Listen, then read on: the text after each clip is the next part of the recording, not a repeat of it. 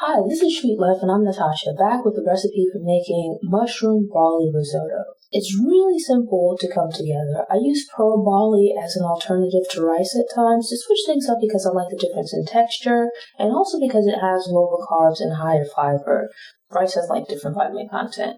You could just as easily make this recipe with rice or farro. You would just have to adjust the cook time.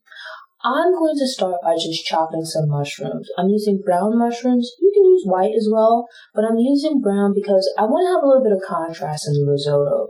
Barley is a whitish color, like a cream off-white, and if you use white button mushrooms, you won't have much color variation. By using the brown, you should have these nice flecks of brown throughout the risotto. A nice little look. I'm going to start by chopping the stems off. I'm going to use those, but it just makes it easier to chop the caps when they're nice and flat.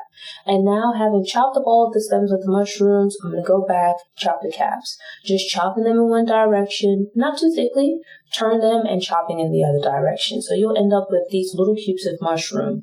Just taking my time, going through them once, slicing them into reasonably sized chunks, and then once I have a few of the mushroom caps chopped up, I just go back over it in different directions, chopping back and forth to make it a little bit smaller. I want it to be chipped up rather than chunks. I want it to be you get a little bit of mushroom in every bite rather than you get a big chunk here and then a big chunk there and then you have some bites with no mushroom. So this helps to ensure that we'll be cooking it into the barley, into the risotto, and you get a little bit of mushroom in every bite. And once I have all of the mushrooms chopped up, I just put them into a container so I can put them off to the side. So in this case, I'm using a measuring cup, but you can use a bowl or leave them on the cutting board if it's big enough. But really at this point, you're just trying to put it off to the side because we're now going to chop onion. I have a medium-sized onion where all I've done is just cut off the ends, remove the skin, and giving it a quick rinse off. Now I'm going to chop it down the middle so I can lay it on the flat side, put a few slits into the onion, chop it not too big, not too small, just be careful with your fingers. And here I have a pot with just a little bit of butter, and we're going to sweat down the onions a bit. Just about a tablespoon and a half of butter that I'm going to allow to melt down. And to that, I add the onion, which I'll sweat. It'll get them nice and soft, add in the mushrooms and the rest of the ingredients. You can see the onions went from being white to somewhat translucent, and now I'm just going to let this cook for a few minutes. To this, I'm going to add the barley. All I've done is measured it out and then put it into a strainer just to give it a quick little rinse. And so once you add the barley, you just want to go ahead and stir it into the mushrooms so they're well combined. In just a few minutes that it's been cooking, you already get a warm, earthy smell from the mushrooms. It's a little bit different than the rice you would typically use for risotto.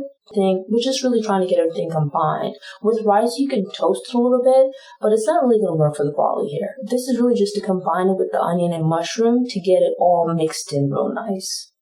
And to this, I'm going to start adding the liquid, which is unsalted chicken broth. If you want, you can use vegetable or beef.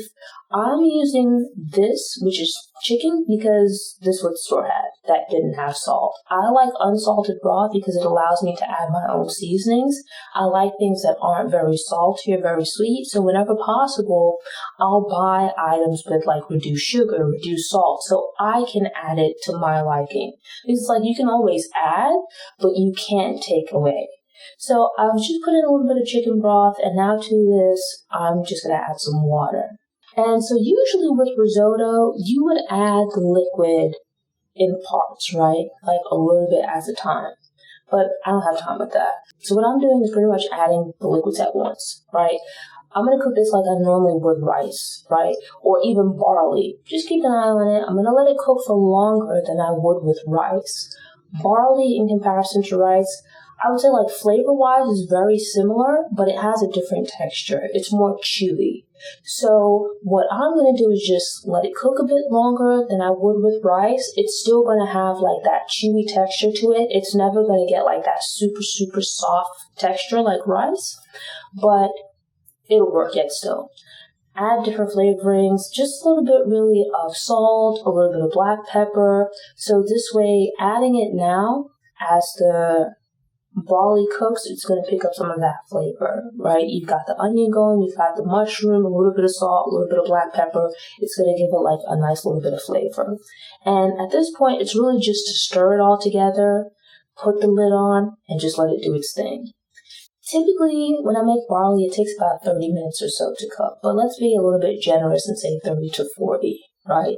And this is with the onion and mushroom and barley cook time, right? So this is like, it's like a quasi-risotto. It's not a traditional risotto. Barley doesn't have the same texture as rice in general.